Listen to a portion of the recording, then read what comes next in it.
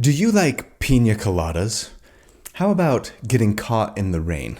Well, if you like making love in the dunes on the Cape, then you are going to love today's video. Okay, sorry, none of that has anything to do with today's video, but a viewer dared me to open a video like that a while back, and I thought it'd be funny. Today, we are going to build a raging, axe-wielding, cleaving barbarian brute, and it is going to be awesome. Welcome to D4.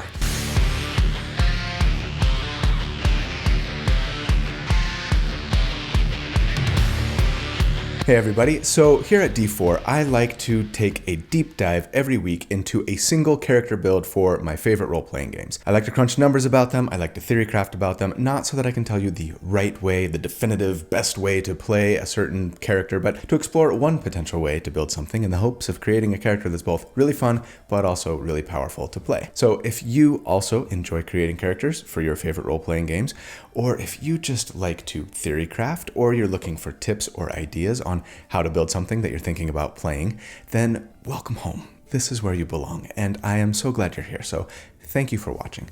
My name's Colby. Okay, let's talk about dealing damage to multiple enemies. Generally, I think it's safe to say that if you have to choose between doing less total damage to a single enemy or more total damage but to multiple enemies, but overall it's like less damage per individual enemy, right? Then you're better off focusing on single target damage. I'm talking like, do you want to do 50 damage to one enemy or 60 total damage to 3, but that means like 20 to each, yeah? We've talked about this before. If doing 20 damage to 3 enemies is going to leave all 3 of them alive on their turn for them to hurt you and your allies, or maybe control or debuff you, ultimately forcing you to spend more resources to win the fight, but on the other hand, doing 50 damage to a single enemy would have eliminated that guy, leaving you with only 2 enemies to take their turn now this round, then yeah, it's the better tactical decision. That said, part of me kinda wants to go, that's a bunch of crap.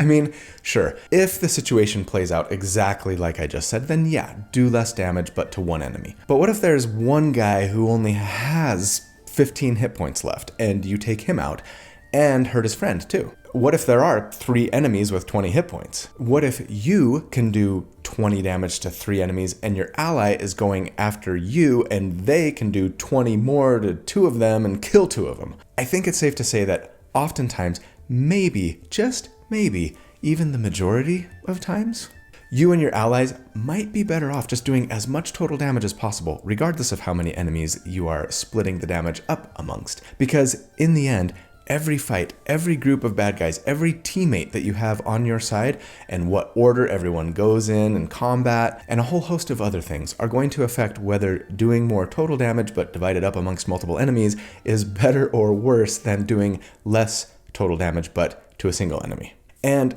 this brings me to today's build, a 2-target cleaver. This is a concept that I've explored at least a couple of times in the past. There was the Wildfire Druid cleaver. That was a fun and surprising one, actually, as well as like the Bard cleaver build that I did. But yeah, it's an awesome fantasy archetype, I think. It's usually a big hulking brute of a character who wades into battle with a massive weapon, usually an axe, it seems, and just makes big arcing swings, just cleaving through one enemy and felling a second, like some sort of crazed lumberjack clear-cutting a forest. It's a super fun and compelling character concept, I think, and here's the good news. With the rules updates we've seen in 2024, I think the concept is better than it's ever been. And maybe more importantly even, the way we probably want to optimally build the character more accurately fits the archetypal concept now. And that is so exciting that trying to put it together has been at the top of my to-do list for a long time now. So let's do it. Are you as excited as I am? I hope so. Either way, I proudly present D&D episode number 196, The Lumberjack? Paul Bunyan, killing 2 mobs with 1 axe. Spin to win. Leave it to Cleaver. Big thanks to my Discord users who always come up with amazing, awesome, often very funny suggestions for what to name my build. I want to keep it simple and maybe a little savage today and just go with the Cleaver. Huge thanks to my good friend Randall Hampton for the fantastic artwork that he put together for this build. He does this every week. He's so great. If you'd be interested in seeing the other art that he does, and maybe even potentially reaching out to see if you could commission him to create some art for your character or even your entire party, I will put links in the video description as always on how to do so. But first, okay, I've got to know, how many of you are seriously still not using World Anvil? Despite my amazing skits trying to convince you otherwise. Real talk though, for both DMs and players, you are going to make your life so much easier if you embrace this incredible tool. World Anvil, the sponsor for today's video, is the ultimate all-in-one software for tabletop gamers, fantasy novelists even, and anyone who loves creative world building. World Anvil is not just one tool either. It's 3 complete creative tool sets, a world building suite, an RPG campaign manager, and even a novel writing and publishing tool. For gamers, World Anvil is the ultimate RPG campaign manager. Interactive maps and tools help you build an original setting, whether for D&D, Pathfinder, or any of the other 45 plus TTRPGs that they're compatible with. It helps you keep important lore and stats just one click away for fast, hassle-free prep and immersive sessions. Use it to manage your timeline, take session notes, keep track of your character sheet. It does it all. There's a reason that over 2 million game masters use World Anvil for their campaigns. But for writers out there, World Anvil is not just a world building and campaign managing software. It's a novel planner. I don't talk about this a lot, but with features like family trees, mind mapping, and plot templates based on proven storytelling methods, it can help you finish that novel you've been tinkering with. And with publishing, subscription, and even monetization tools, you can build your fan base.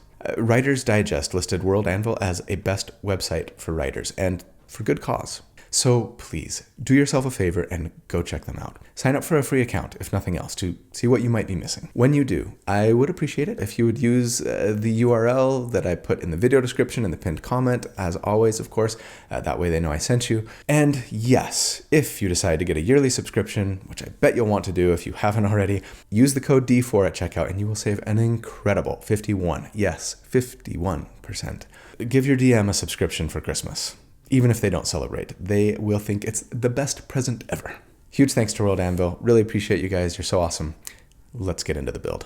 All right, at level 1, for our starting class, surely when most of us think of a real spin-to-win, brutish Cleaver type character, we think barbarian, right? And so that's what we're going to start with here. But until now, I don't think Barbarian has actually been the best choice for a Cleaver build because, well, they haven't really had any features that do damage to multiple targets. To be fair, they don't really in 2024 either. But there is a nice Cleaver feature that's available to almost anyone now. And frankly, I think it's better in the hands of a Barbarian than anyone. More on that in a second. So yeah, when we first meet our champion, their origin is from a Barbarian tribe. But I think for me, this character in particular probably has an especially close affinity to the wilds, to nature, wilderness. They are a protector and embodier of all things primal and, sure, maybe sometimes savage. So maybe less of a lumberjack and more a slayer of lumberjacks. As for our species, you could really make anything work here, but for me, the clear and obvious choice for a multi-target damage dealer has got to be Dragonborn, right? Not only because they're freaking awesome, nor because I haven't used them in a 2024 build yet and I am dying for a good excuse to do so, but because in addition to the freaking amazing ability of free flight after level 5, they get the really cool and fun breath weapon ability. You choose a dragon ancestor type, and then you get both resistance to the damage type represented by that dragon ancestry, fire for red or gold dragons, cold for white or silver, right? But can also, proficiency bonus times per day, replace one of your attacks when you take the attack action to breathe out either a 15-foot cone or a 30-foot long, 5-foot wide line. I love that they let you choose this now every time you use the ability, that's awesome, of that damage type. Any enemy in the area of effect takes a d10 of damage, making a dex save against your constitution-based DC to take half damage instead. It's not a ton of damage, admittedly, but it does scale with level at the same pace as cantrips do. So 2d10 at level 5, 3d10 at 11, and 4d10 at 17. It's situationally useful, and it's always freaking awesome. As for which draconic ancestry to pick, go ahead and pick your favorite. Fire is fairly often resisted by enemies. Poison would probably be a bad choice for a similar reason. I think if it were me, I'd want to lean blue or bronze for lightning. But of course, we very often receive fire and poison damage, so having resistance to those would be nice.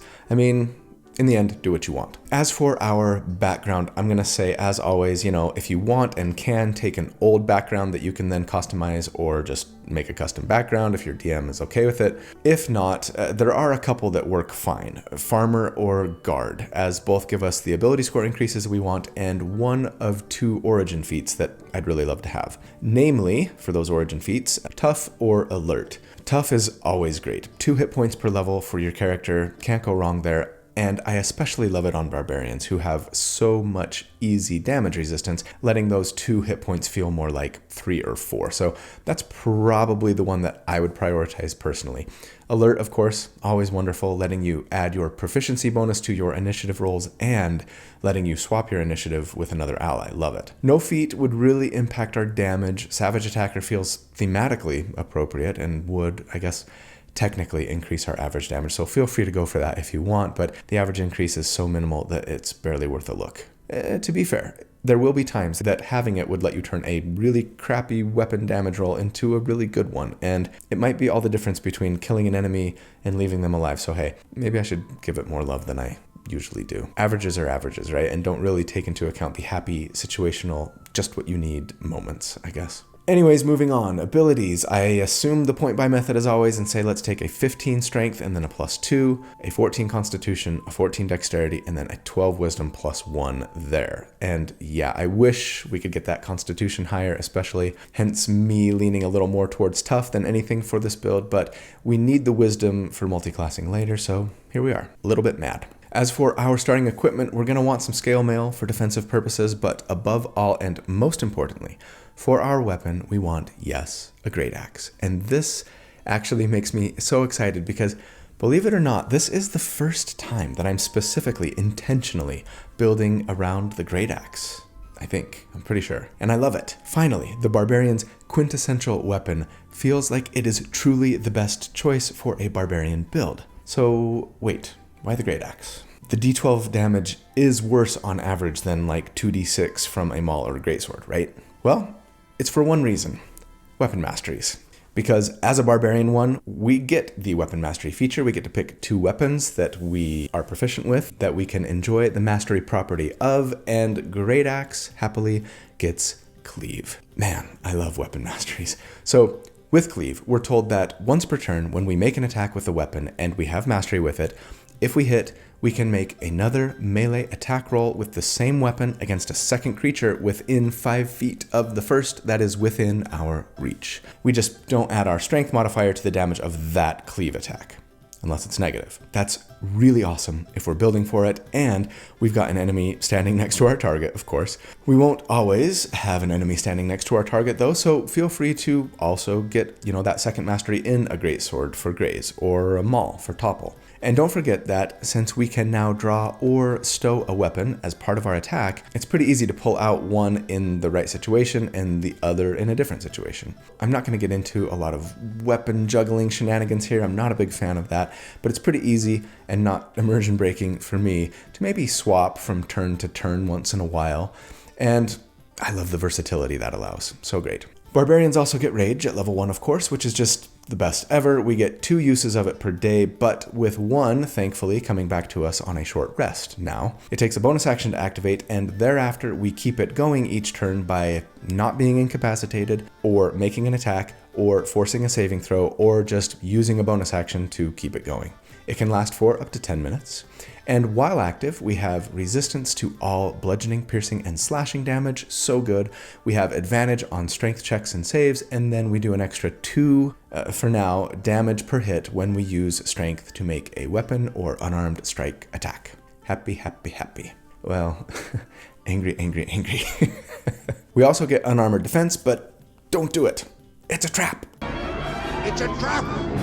It seems nice. It lets our armor class be equal to 10 plus our dexterity plus our constitution modifier if we're unarmored, but We're better off with scale mail and a 14 dexterity, right? Medium armor, good.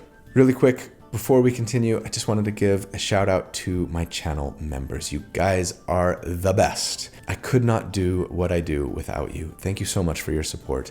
Everybody else, if you'd be interested in just considering joining, there's a little button down there. It says join. You click on it and it tells you about the little perks that you can get by becoming a member, including access to the library of write-ups that I create for each of these builds so that you can more easily recreate it yourself if you want to, access to the Discord server filled with so many lovely, wonderful people, and even access to the live monthly Q&A hangout sessions that we do. If you are not interested for whatever reason in being a member, that's okay. I'm grateful that you're here watching, and I'd appreciate it if you would like and subscribe if you haven't, and share with your friends and click the notification bell and all of those things. These are also great ways to support the channel, so thanks. At level 2, we get Danger Sense. This gives us advantage on all dexterity saves, very welcome, but the best barbarian feature of them all that we get at level 2 is the almighty Reckless Attack. This says that when we make our first attack on our turn, we can decide to attack recklessly, granting us advantage on all attack rolls that use strength until our next turn, at the cost of giving our enemies advantage on their attacks against us. No problem, totally worth it. We probably have resistance to their damage anyways. Honestly, this feature is probably the main reason I like Barbarian for a Cleaver build above all others. Besides thematic and character concept reasons, of course. Rage is great, but Reckless Attack is the creme de la creme. Of course, it wouldn't be nearly as good if we didn't have Rage going so that we could resist all of the damage we're about to be taking, but still, such a great 1-2 punch, right? At level 3, we get Primal Knowledge. Now, this gives barbarians some pretty nice utility. It says that we gain an additional skill proficiency, and then it lets us use our strength to modify our acrobatics, intimidation, perception, stealth, or survival skill checks while our rage is active. We tap into the primal. Pretty cool. And then we get our barbarian subclass, and to be honest with you, I'm a little torn here. Any subclass would be doable. If we were truly just concerned about the numbers on the spreadsheet above all, we'd want to go with Berserker, with Zealot being a close second, but I think I'm going to make a rare decision here and sacrifice damage for concept. Because, see, this character is totally built around the idea of cleaving two targets standing next to each other, right? And while I wish that could just happen all of the time, every turn, enemies conveniently stacked up to be hewn down by our axe, the reality is, of course, that in combat, it won't often work out that way. And so I think it paramount that we do something to position our enemies right where we want them, and no barbarian subclass is better at that than my new favorite, the Path of the World Tree. So that, I think, is what I'm going to go with here. I did a World Tree build a couple of months ago, check it out up there, but it was a tank build. Let's today use them in a more offensive-minded build, shall we? Because they're so dang awesome. I should also mention that I actually think World Tree makes a lot more sense thematically and conceptually for this build, but we'll get into that later. For now, let's talk about our shiny new Vitality of the Tree feature. This says that when we rage, we get a number of temporary hit points equal to our barbarian level. Hooray for survivability. And also, at the start of each turn, while rage is active, we can just choose another creature within 10 feet of us to gain temporary hit points equal to a roll of d6s equal to our rage damage bonus. So 2d6 temporary hit points for now, every turn. No bonus action required, no reaction, no limited number of uses, just free temporary hit points every round. That's amazing. This subclass freaking rocks. Don't forget, we do get a third use of rage per day now as well that will help us both do more damage, resist more damage, and even have better utility.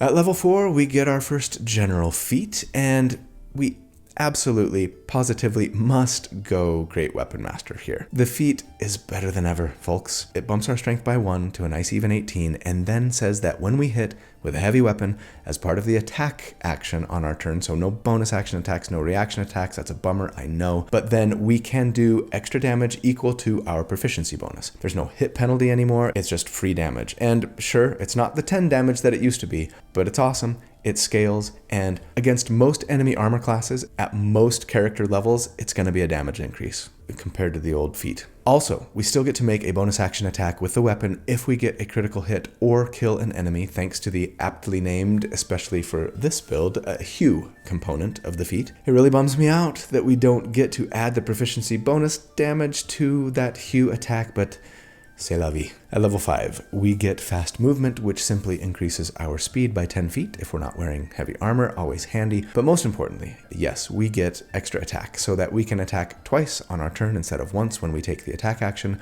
though of course for us, it will hopefully be 3 times if we can be attacking enemies who are standing next to each other, thanks to Cleave. Don't forget, we get some nice benefits at this level thanks to being a Dragonborn as well. Our breath weapon attack goes up to 2d10, and I mean, we can fly. As a bonus action, we sprout spectral wings that give us a fly speed equal to our speed for 10 minutes. 40 feet of fly speed now. It's just once per day, but still, amazing when you need it. At level 6, though there is some multi-classing that I really want to get into, we've got to take at least one more level in Barbarian here because at level 6, World Tree Barbarians get the Branches of the Tree feature, and it's kind of the main reason we went Barbarian. Because it says that whenever a creature you can see starts its turn within 30 feet of you while you're raging, you can use your reaction to teleport them to within 5 feet of you if they fail a strength saving throw. No limit to how often we can do this, no size restriction, just branches whip out and pull them close so that we can start cleaving. Oh, and also, after they teleport, we can reduce their speed to 0 until the end of their current turn, which, remember, this happens on their turn, so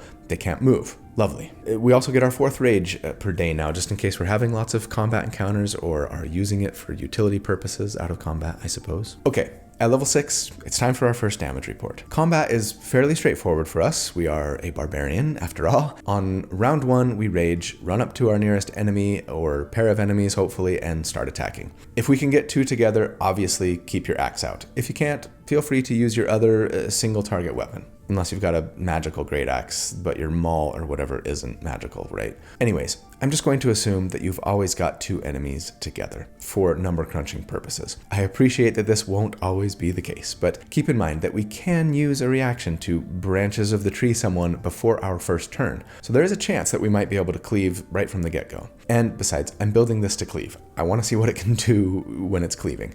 So turn on Reckless Attack and swing away. If our first attack hits, we make our cleave attack against the second enemy, not adding our strength modifier, but very importantly, still adding our rage and great weapon master modifiers, since we're still making attacks as part of our action, right? Then for our extra attack, we can attack whichever of the 2 we want, probably the one who we think has the lowest hit points at this point. On subsequent rounds, rinse and repeat, though I feel like I should assume some sort of % chance that we'll get a bonus action attack for critting or killing an enemy.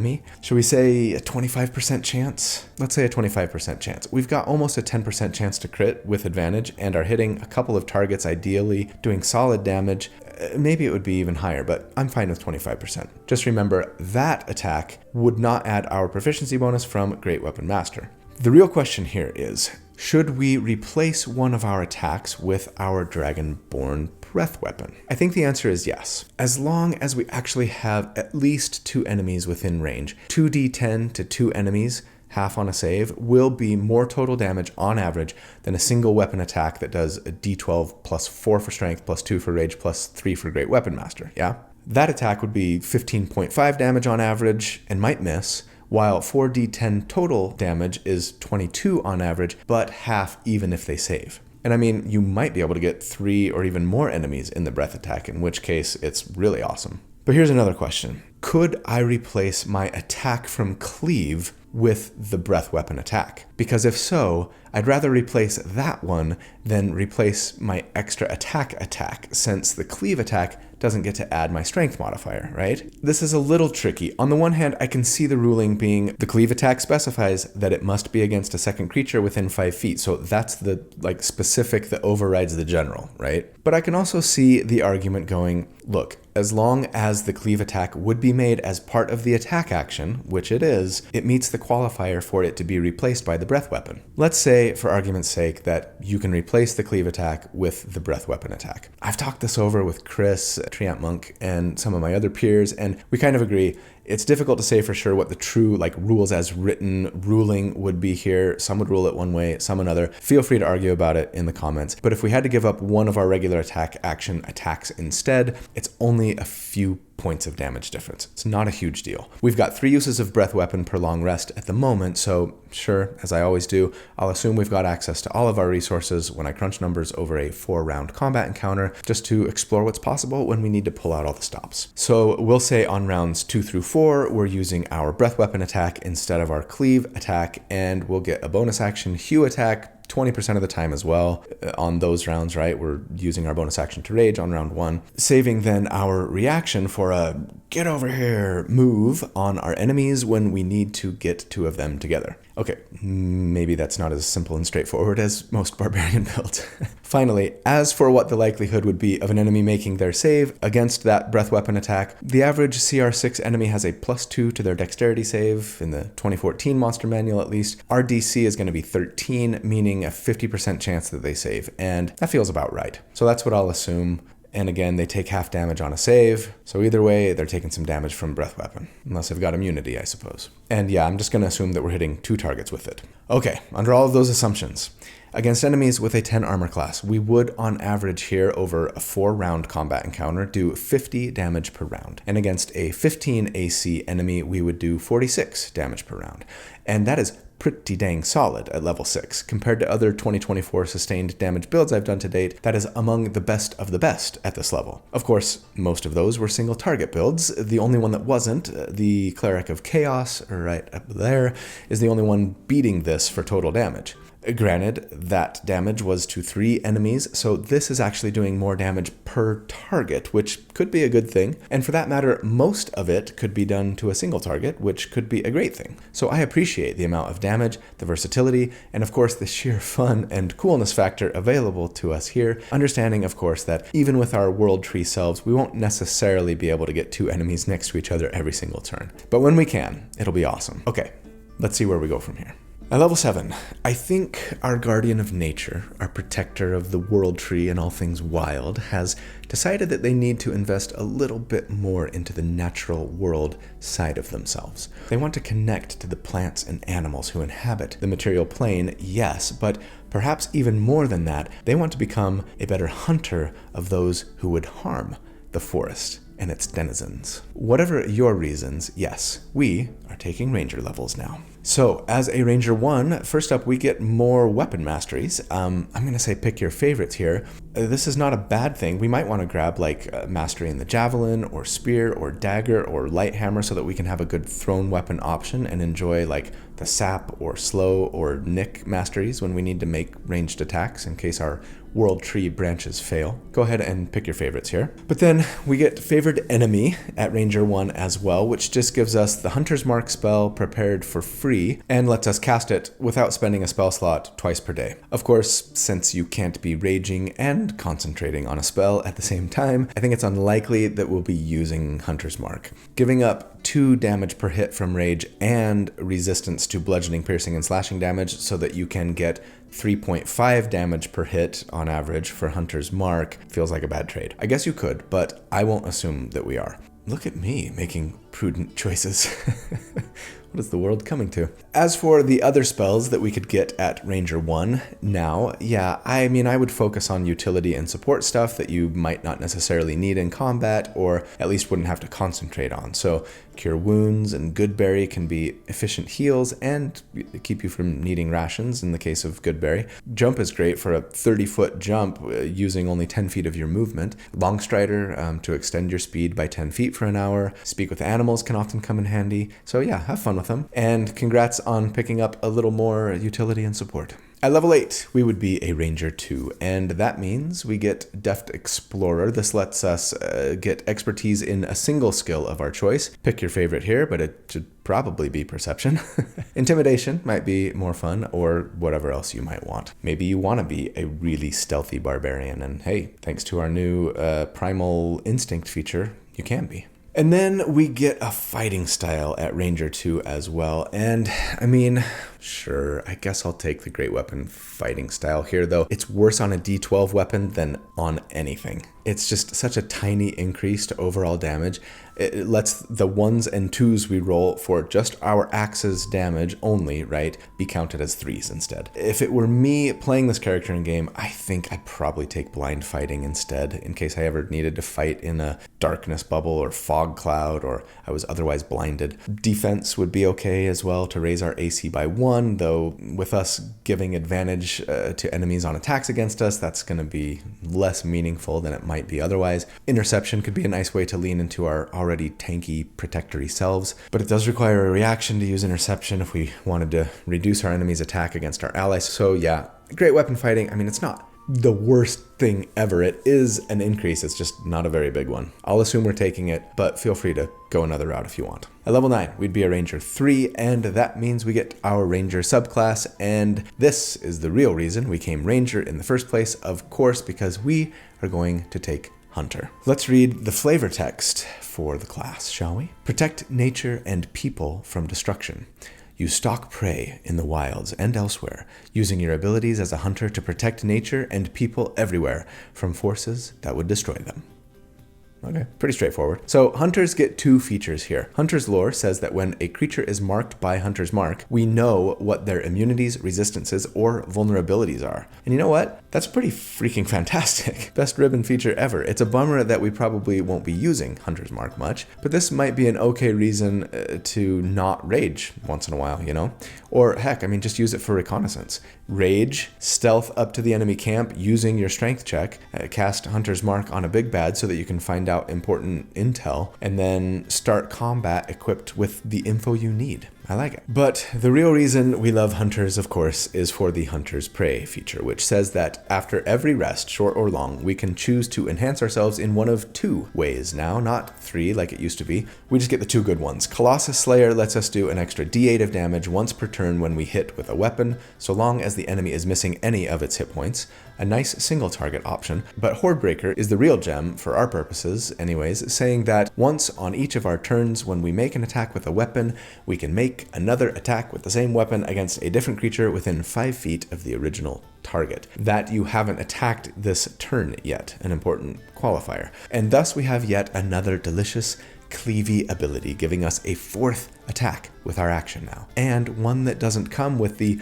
no strength modifier added to the damage qualifier either. So awesome. And it's just in time for our next damage report. So, since last check, we've basically just added a 4th attack to our Cleaver selves. Just remember that the Hordebreaker attack needs to be made before the Cleave attack that we get from our axe. Shouldn't be a problem. And also, keep in mind that if we make our first attack against enemy number 1, then our Hordebreaker attack against enemy number 2, we could then make our Cleave attack against enemy number 1 again, since Cleave got triggered by the Hordebreaker attack, right? And then our extra attack could be made against either. But if we make it against enemy number 1, we're still piling most of our damage onto a single target. And sure, we could still replace that Cleave attack, I'll assume, with our breath weapon instead, though the damage for that hasn't increased at all since last check. But anyways, here against enemies with a 10 armor class, we would on average do 70 damage per round over a 4-round combat encounter, and against a 16 AC, it would be 63 DPR.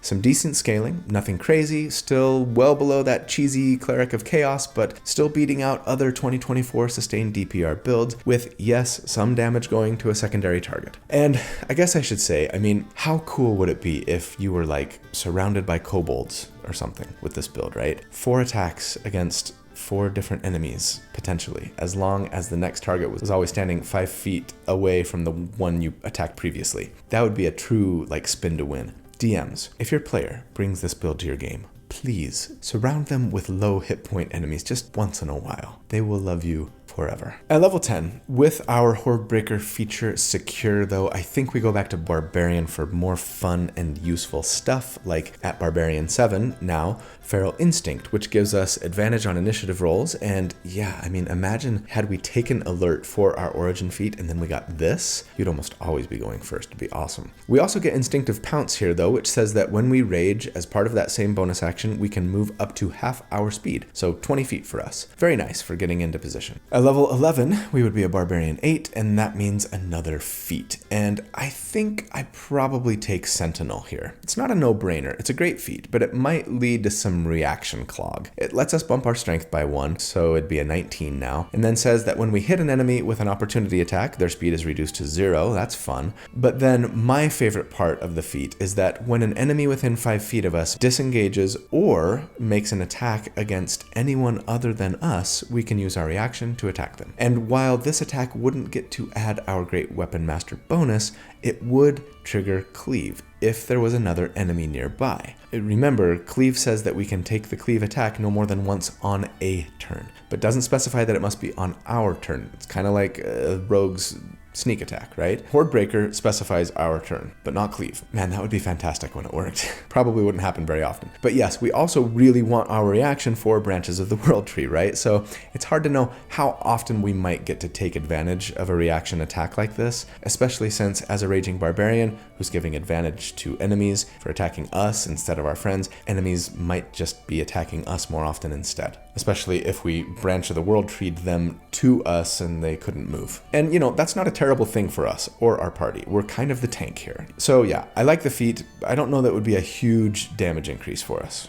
Don't forget that at level 11 we do get another bump to our breath weapon here, and now it's 3d10 per enemy hit with it. Very nice. At level 12, we would be a Barbarian 9, and that means we get the new Brutal Strike, which has replaced Brutal Critical, and it is way better. We're now told that if we're using Reckless Attack, we can forego advantage on one strength-based attack of our choice on our turn, and so long as the attack doesn't have disadvantage, if it hits, we can do an extra d10 of damage and either push them 10 feet straight away from us, then move up to half our speed toward them without provoking opportunity attacks, or we can hamstring them, slowing them by 15 feet until the start of our next turn. This just feels super important to me for the build. Sometimes you're going to get a turn before your enemy and thus won't be able to use your reaction to pull them, right? But now we can hopefully position them with our first attack, pushing them up to another enemy, run up to where we pushed them to, and start cleaving. The extra bit of damage is nice too, though since we have to forego advantage to get it, I will indicate on the spreadsheet that I link to in the video description for all of these builds,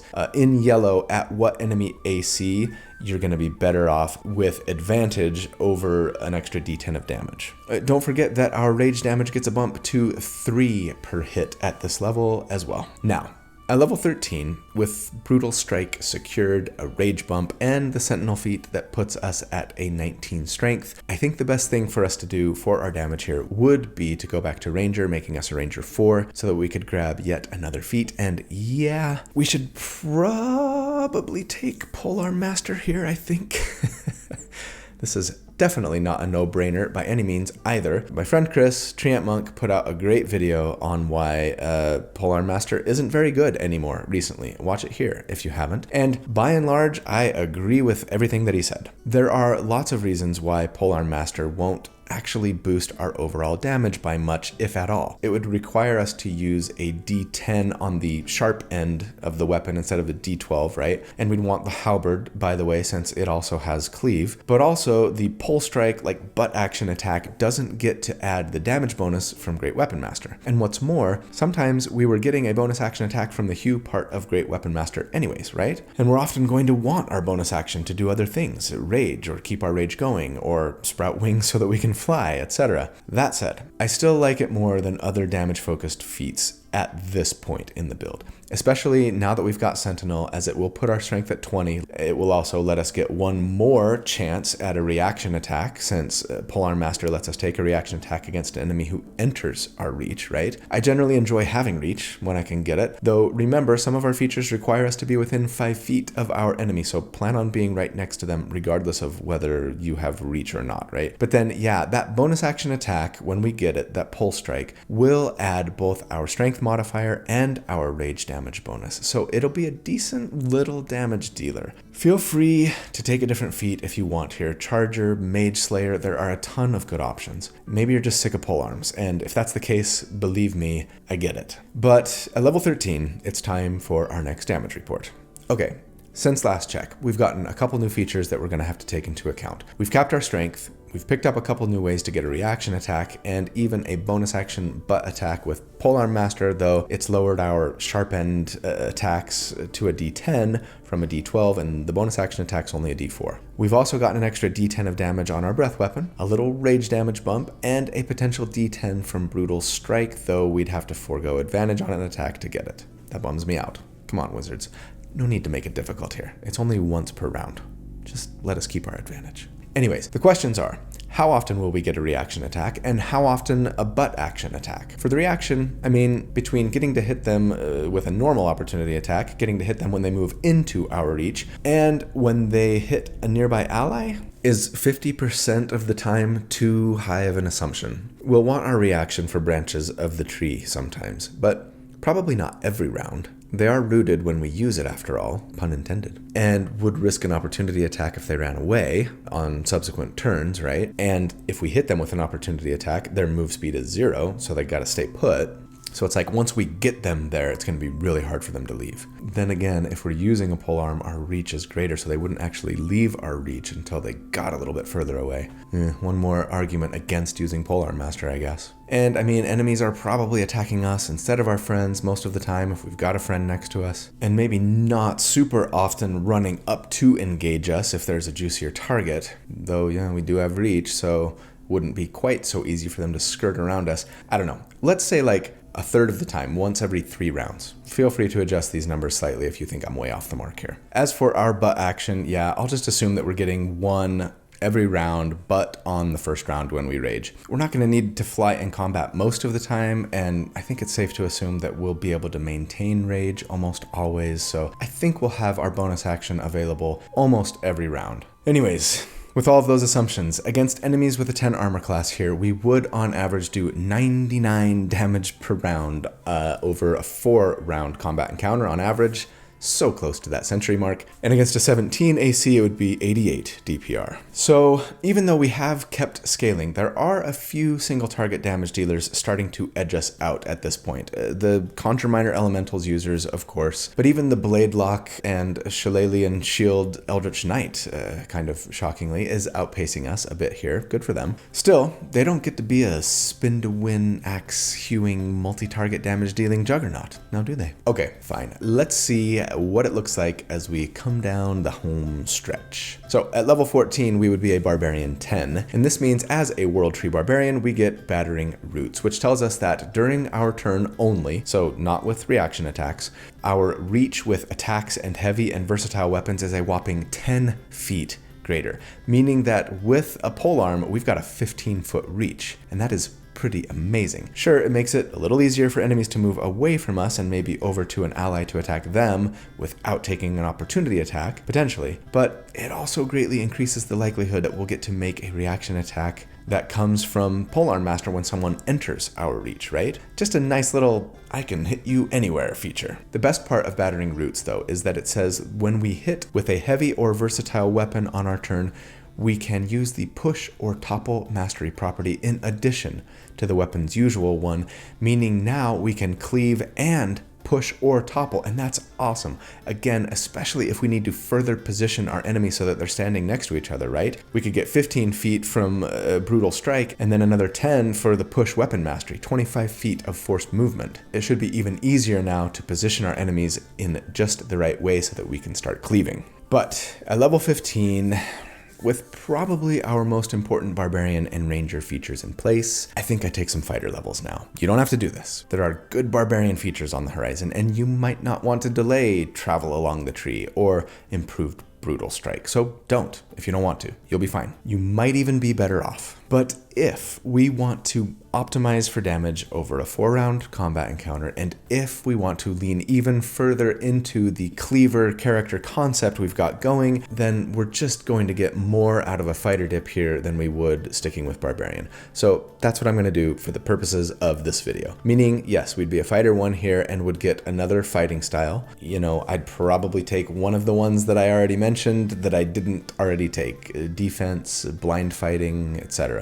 And then we get more weapon masteries, so pick your favorites. We now have 7 weapon masteries. Have fun being a Swiss Army knife. Finally, at Fighter 1, we get Second Wind, which lets us use a bonus action to heal ourselves for a D10 plus our fighter level. We get a couple uses of it per day, recovering 1 on a short rest. That's nice. I'm not going to assume that we're necessarily needing it in combat. It can be used out of combat just fine. But at level 16, we would be a Fighter 2, and yeah, we get Action Surge, one of the main reasons we're here. It's just so universally good and powerful, letting us take an extra action once per short rest. And yeah, I'll throw it into the calculations, though it only ends up increasing our average damage by a little bit. Generally, you're going to want to save Action Surge to try and burst an enemy down. Maybe if you've finished your turn otherwise, but you're pretty confident that they're close to death, and 1 or 2 more attacks will finish the job, give your team an advantage for the rest of the fight, right? We also get Tactical Mind now at Fighter 2, which says that when we fail an ability check, we can use a Second Wind to add a D10 to the check instead of to heal ourselves, potentially turning the failure into a success. But if we still fail after adding that D10, then Second Wind isn't even used.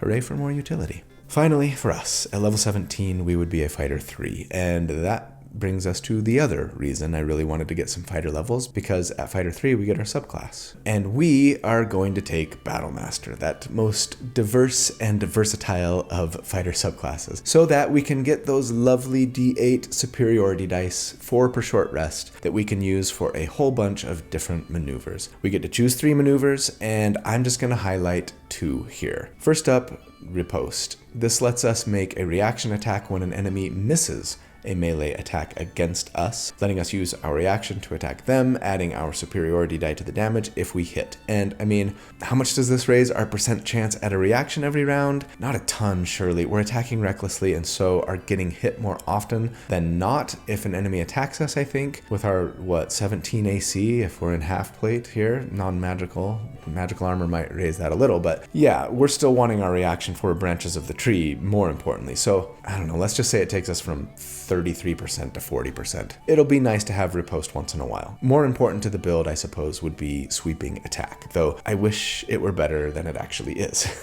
It just says that, similar to other abilities, when we hit an enemy with a melee attack, we can do our superiority die in damage to another enemy that's within 5 feet of our target, so long as they're within our reach. Considering that, as we've discussed, it's probably more tactically sound to do damage to a single target a lot of the time, maybe most of the time, I don't know, until they're dead at least. It frustrates me a bit that, you can use a superiority die to do extra damage to your target and maybe trip them or make them frightened, right? If we took menacing attack or something. Or with a different maneuver, you could do your superiority die in damage to a second target.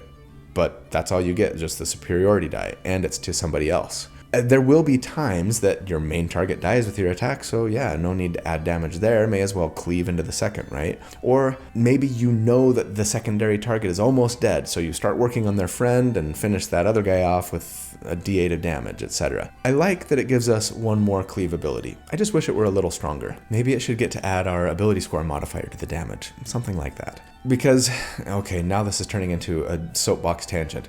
I mean, Wizards of the Coast seems to realize that it's more tactically advantageous usually to do less total damage, but if we can pile it all on a single target, I mean, they do this with hunters, right? You can choose Colossus Slayer, and that's 1d8 of extra damage, but to the target that you're primarily attacking. Hordebreaker is more total damage, an entire additional attack, including everything that might entail. But since it's to another target, they let it be a whole nother attack and do a lot more than just a d8 of damage. So why sort of acknowledge and work that into the mechanics with the hunter, but sort of fail to recognize it seemingly with Sweeping Attack from Battlemaster? I don't know. Anyways, I'm done. End of tangent. No more soapbox. Just don't forget that our breath weapon does get its final scaling here, up to 4d10 per target that we hit with it. And so, for our final damage report, since last check, we've added a d8 once per round to all of our attacks, whether we use that for something like a menacing attack, or we use it for sweeping attack. And yeah, we've got 4 superiority dice per short rest, so I will assume that we're using 1 per turn, though you might want to be more conservative than that. And then we've also added Action Surge, giving us 2 more attacks, per encounter, and then added another D10 to our breath weapon as well. And I mean, sure, I guess I'll say we've increased our chance at a reaction attack to 40%, though the difference to the actual numbers that provides will be very minimal compared to last check, right? Other than that, our increases have mostly been of the utility and control and survivability variety, which also makes us happy. But against targets with the 10 AC here, we would on average do 131 damage per round, and versus an 18 AC, it would be 119 DPR. And compared to other sustained damage builds, we're in a similar place as last time at this level, beating out most other builds, though they are single target, and falling well below the Cleric of Chaos, who was awesome and maybe super cheesy. And just a note, I am going to start a new tab now for sustained damage builds that are just focused on multi-target damage, now that we've got 2 to compare to one another, right? So when you're looking in the master sustained damage spreadsheet, again, that I link to in the video description every time, just look for that tab. Okay, let's go over some final thoughts here. The tier score for this build, if you were to take the damage that they do against every enemy armor class that we calculate for at each of the 4 damage reports and just average it all into one big number, we get 74. And not surprisingly, that would be higher than most builds I've done for 2024 for total damage, but significantly below the Cleric of Cheesy Guardians. So, what does it all mean? If we were to look at total possible single target damage, where would this build be? Not in a terrible place by any means, but it would likely look a little bit more kind of like middle of the pack by comparison. But come on, middle of the pack compared to builds that were expressly designed to be strong sustained damage dealers, but with a build that is, in our case, pretty consistently doing a decent amount of damage to a secondary target most of the time? That sounds pretty freaking fantastic to me. And sure, if you're looking at builds designed to do as much total damage as possible every round to as many targets as possible, then that Spirit Guardians focused cleric who can move with their reaction is probably going to outpace this build. But here's the thing, having played that build in 2 different one-shots now, it wasn't as easy to get multiple instances of damage to multiple targets on different rounds with that cleric build as you might think. Sometimes you need your action and can't hold it to run around as a reaction later. Sometimes enemies just want to swarm you and it's hard to get away from them so that you can cause a second instance of damage to them on a different turn. And I mean, sometimes for a lot of you, I'm sure your DM, maybe it's you, have decided, yeah, we're going to change Spirit Guardian so it works like the 2014 rules, or maybe even so that it only does damage once per round, right? As for this build, on the other hand, while sure, the multi-target capabilities also come with a big asterisk, needing to have 2 enemies standing next to each other all the time, they are a better single-target damage dealer than that cleric, and it's unlikely that your DM is going to try and nerf what you've built. You can always pull out a single-target focused weapon if need be, and maybe best of all, you're a freaking raging barbarian. Mostly, anyways, wielding a great axe in battle with fantastic survivability, nice support and utility, strong control and tanking options, some solid burst potential later at least, and so much flavor and fun. It's honestly a solid build even if you only get to attack 2 enemies standing next to each other once in a while. And when you do, the cleaving will be glorious. I love the idea of this build so much that I decided to play it in our Bluey one-shot that I did with Will from D&D Shorts, Treant Monk, Dungeon Dad, and Ted from Nerd Immersion. By the time you're watching this, the video we might have gone live with it already, so watch it here in that case. Oh, I don't know if I have any cards left. I'll try and remember to put a link to it in the video description. But if we haven't done it yet, it's coming very soon, so stay tuned for the announcement so that you can see this build in action and support Make-A-Wish Foundation. It's going to be a ton of fun, or it already was.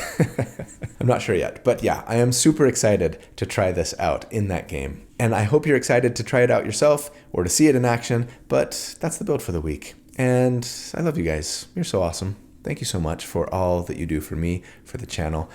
I really, really appreciate it. I hope you have a fantastic week and a really great day. And if you don't, I hope that you will do your best to hang on to hope for a better tomorrow. Don't give up. I hope that you will do good and be kind and stay safe, and that I see you again soon. But until then, take care. Bye.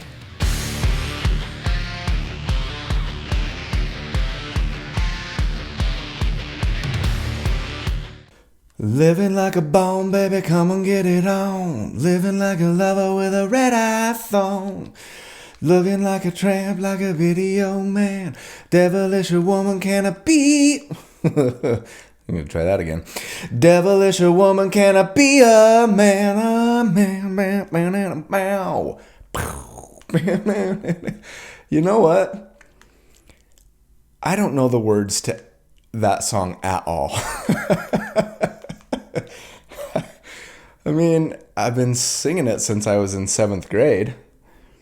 I got the Def Leppard shirt on today. Let's look this up here. Hold on. Love is like a bomb, baby. Come on, get it on. Okay, I was off there. Living like a lover with a radar phone. A radar phone? I mean, it was the 80s, so... Looking like a tramp. Okay, I was there, right there. Like a video vamp. Don't know what that is. Demolition woman, can I be your man? Okay, yeah, I was so off.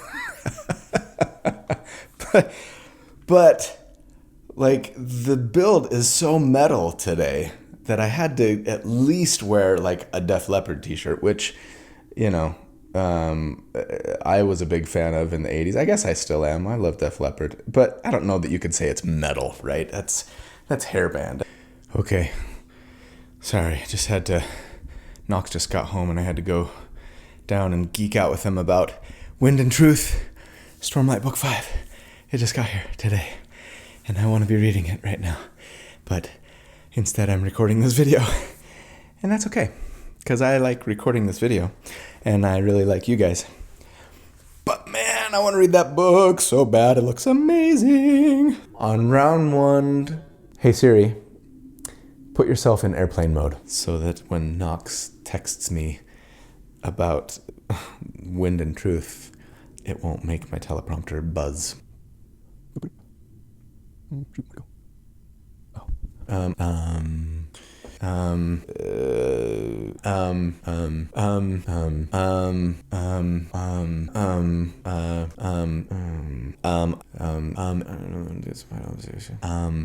who also potentially at least can't hold onto it and can't hold it.